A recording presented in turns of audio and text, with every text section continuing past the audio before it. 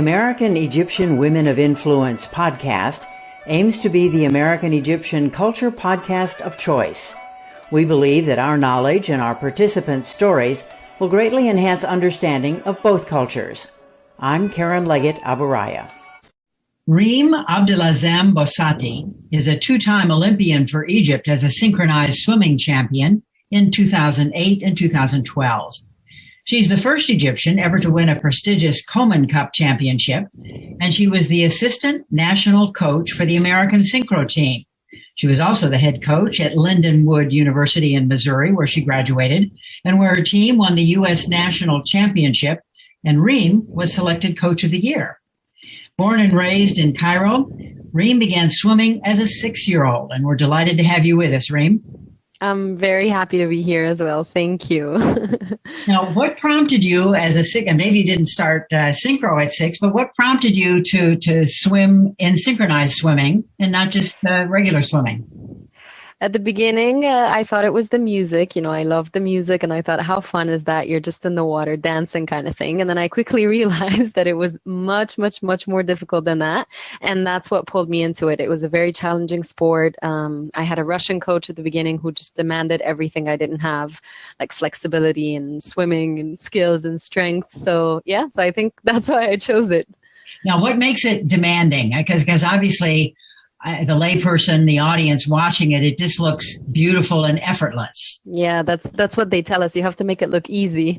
It's a lot of things. Like you have to have the power and strength to just keep going for more than 3 minutes in the water with, underwater and back up out of the water. And then you're jumping. So you have to know how to jump. And then you have insane stamina. And at the same time, you got to be flexible, because if you're not, then, you're not able to perform or execute the movements the way you want to. And then you have to synchronize. You have to do all that stuff with a nice smile on your face, or just like performing as easy as you can make it look like, and synchronize with all these other athletes in the water with you, and stay in pattern. You have to stay tight. The lifts are like when you lift a girl up out of the water, they have to look super high. You have to quickly recover out of them. It's a demanding sport. And what did that sport give you as a girl growing up? It gave me a lot of things. The first thing I have to say, it gave me a lot of strength.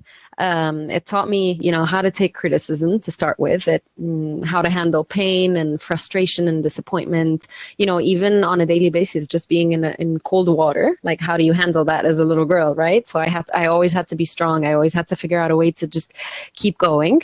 And then it also gave me patience. I learned how to be more patient. I learned how to trust the process as I'm going and not just focus on results, because it's a sport that requires a lot of that. And humility.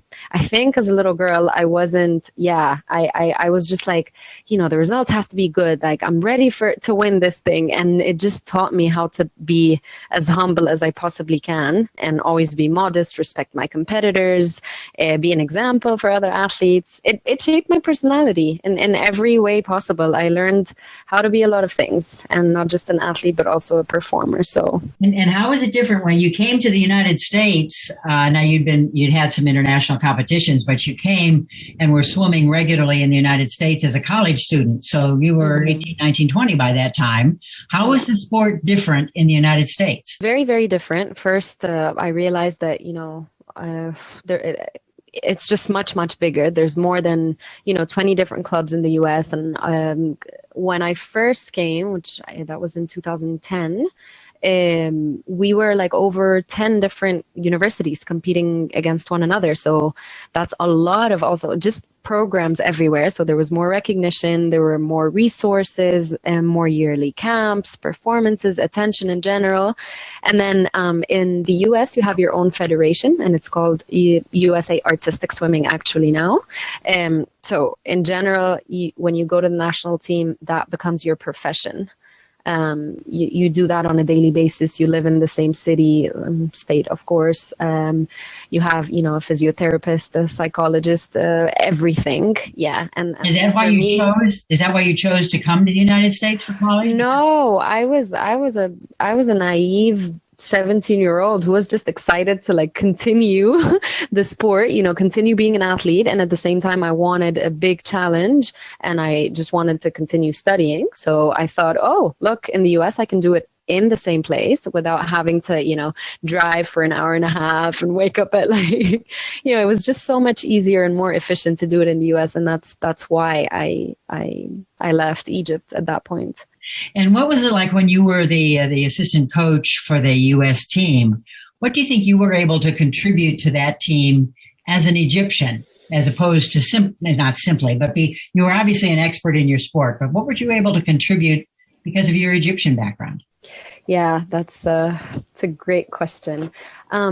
Honestly, I got a little bit of both worlds, right? I had been living, before I joined the national team, I had been living in the US for a good, for 6 years, not just as a student athlete, but also as a coach. And before I was an athlete in Egypt, and I basically grew there. I learned how to become everything that has to do with being an athlete and performer and all that. So that taught me how to not just like do things from scratch, but when I'd be coaching, if someone is struggling a little bit with like technical stuff and they don't know how to make something better, I was always able to fix that or to make that better or to kind of guide them into how they can make things work, because I had my coaches in my club, but we had way less resources. So I always had to figure out a way to help myself get higher. What do I need to do? How do I choreograph a routine? All that stuff. So I know that was one big thing. And another big thing is the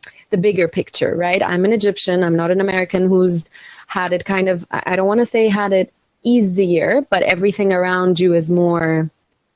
It's just more organized. It's more collected. Obviously, there's a difference between Egypt and the US.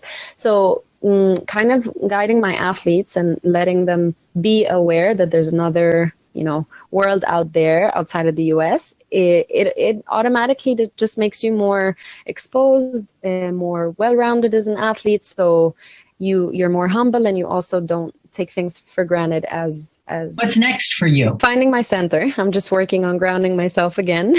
Well, we wish you all the best. This has been a wonderful conversation, and we thank you very much for your time and look forward to seeing where you land next and which pool finds you next. Thank you so much for having me. It's been a great conversation with you.